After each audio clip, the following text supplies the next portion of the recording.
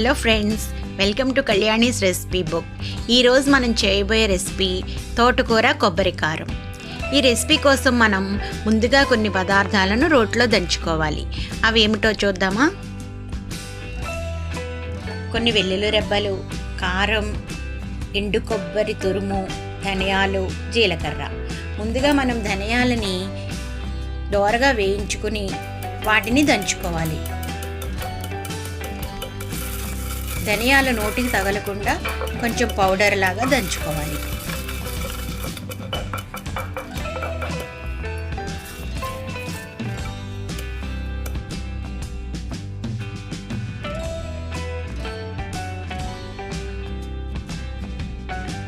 ఇలా ధనియాలు బాగా నలిగిపోయాక మనం జీలకర్రను కూడా కొంచెం దోరగా వేయించుకుని మళ్ళీ పొడి చేసుకోవాలి.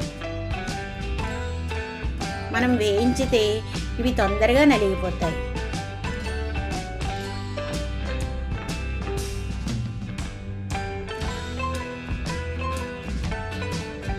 ఇలా బాగా దంచుకున్నాక మనం వెల్లుల్లి రెబ్బల్ని కూడా అందులో వేసుకుని ఆ పౌడర్లో కలిసేలాగా బాగా దంచాలి.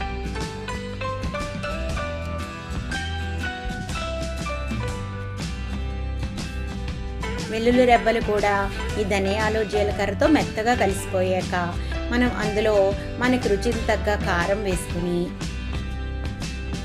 అలాగే ఎండు కొబ్బరి తురుము కూడా వేసుకోవాలి.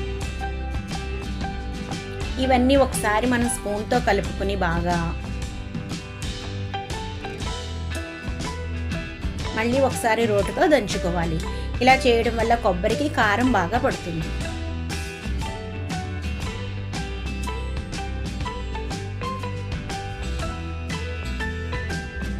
ఇలా కొబ్బరి కొంచెం నలిగాక మనం ఈ మిశ్రమాన్ని ఒక గిన్నెలోకి తీసుకుందాం.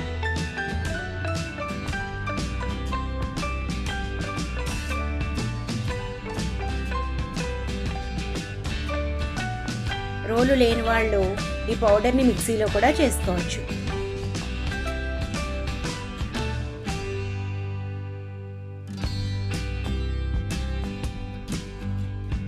ఇప్పుడు మనం స్టవ్ మీద పాన్ పెట్టుకుని కొంచెం ఆయిల్ వేసుకోవాలి. అందులో జీలకర్ర, ఆవాలు, అలాగే మినప్పప్పు, శనగపప్పు ఇవన్నీ వేసుకుని తాలింపు పెట్టుకోవాలి. ఇవన్నీ దోరగా వేయించుకోవాలి.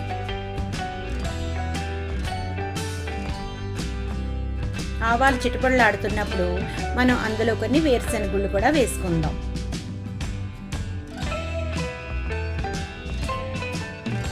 వేరుశనగుళ్ళు బాగా వేగాక అందులో ఒక ఉల్లిపాయని చిన్న చిన్న ముక్కలుగా కట్ చేసుకుని అది కూడా ఫ్రై చేసుకుందాం.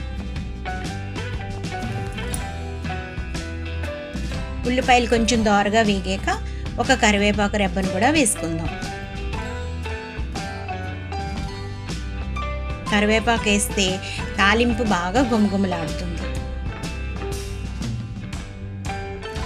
ఇప్పుడు మనం 2 కట్టల తోటకూరని చిన్న చిన్న ముక్కలుగా కట్ చేసుకుని అందులో వేసుకోవాలి.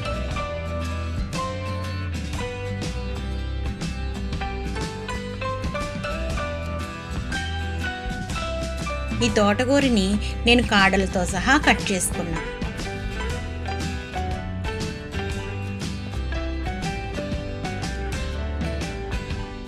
ఇలా తోటకూరనంతా మనం పాన్లో వేసుకున్నాక కొంచెం సాల్ట్ వేసుకుని పైకి కిందికి మనం ఆకులని కలుపుకోవాలి.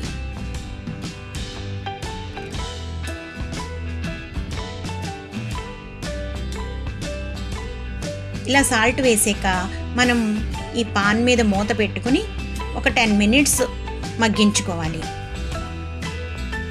ఆకంతా మగ్గిపోయి అందులో ఉన్న వాటర్ అంతా ఎగిరిపోయేదాకా మనం ఫ్రై చేసుకోవాలి. ఇలా వాటర్ అంతా ఎగిరిపోయి మన తోటకూర రెడీ అవుతుంది అనుకున్నప్పుడు అందులో కొంచెం పసుపు వేసుకుని అలాగే మనం ముందుగా రెడీ చేసి పెట్టుకున్న కొబ్బరి కారాన్ని కూడా అందులో వేసుకోవాలి. ఈ కొబ్బరి కారాన్ని తోటకూరకంతా పట్టించి బాగా కలుపుకోవాలి. ఇప్పుడు ఎంతో కమ్మని మన తోటకూర కొబ్బరి కారం రెడీ.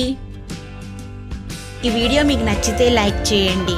మరిన్ని వీడియోస్ కోసం సబ్స్క్రైబ్ చేసి పక్కనున్న బెల్ ఐకాన్ క్లిక్ చేయండి.